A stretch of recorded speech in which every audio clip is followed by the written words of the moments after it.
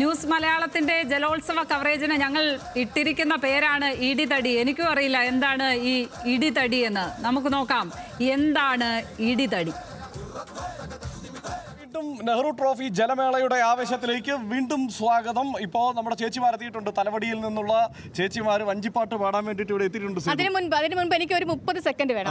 അതായത് പ്രിയപ്പെട്ട പ്രേക്ഷകരെ സ്വാഗതം. നമ്മൾ ഇതുവരെ നമ്മുടെ ഈ പരിപാടിയുടെ പേര് പറഞ്ഞിട്ടില്ല. അത്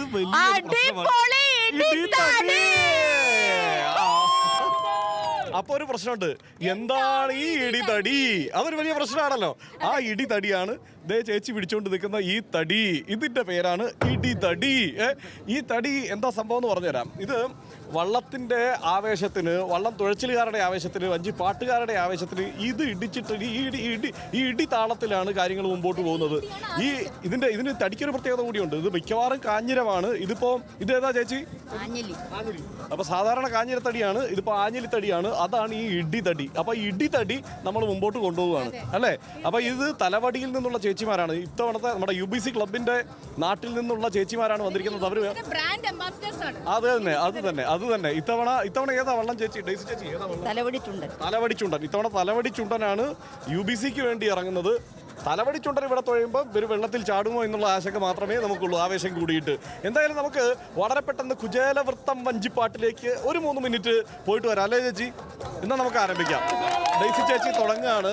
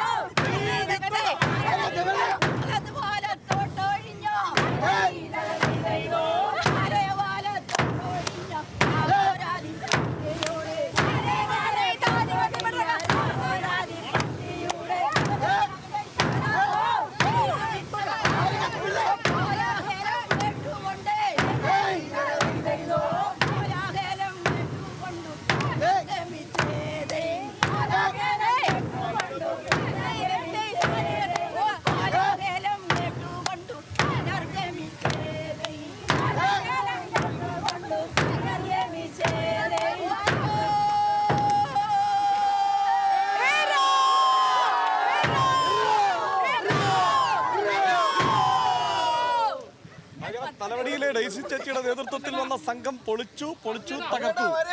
അല്ല ഹർഷൻ ചേട്ടാ, ഈ സാധനം ഉണ്ടല്ലോ,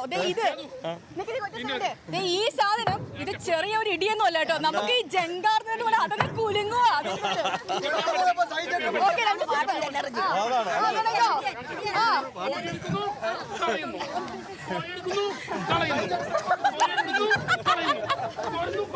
അപ്പൊ സഹിൻ സ്റ്റെപ്പ് പഠിച്ചു എന്നുള്ളതാണ്. സ്റ്റെപ്പ് പഠിച്ചിട്ടുണ്ട്. പാട്ട് പഠിക്കണമെങ്കിൽ ഇനി വേറെ ക്ലാസ്സിൽ ചേരണം.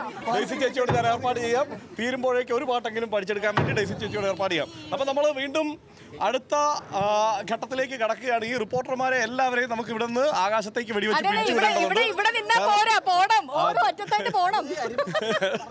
ഇവിടെ ആഘോഷത്തിൽ ഇങ്ങനെ നിർത്തി നിൽക്കുകയാണ്. ഇനി ഇച്ചിരി വെയിൽ കൊണ്ട് വന്നത് എന്തിനാണെന്ന് മറന്നുപോയി. വെയിൽ കൊണ്ട് ബോട്ടിൽ കറങ്ങാനുള്ളവരാണ് ഇവര്. എല്ലാ ആളുകളുടെ അടുത്തൂടെയും പോകേണ്ടതുണ്ട്. ഇതിന്റെ ആവേശം ആ മട്ടിൽ തന്നെ പ്രേക്ഷകരിലേക്ക് എത്തിക്കേണ്ടതുണ്ട്. ന്യൂസ് മലയാളത്തിലൂടെ വള്ളംകളിയുടെ യഥാർത്ഥ ആവേശം അതിന്റെ സമഗ്രതയോടെ പ്രേക്ഷകരിലേക്ക് നമ്മൾ എത്തിക്കും അല്ലേ? അടിപൊളി.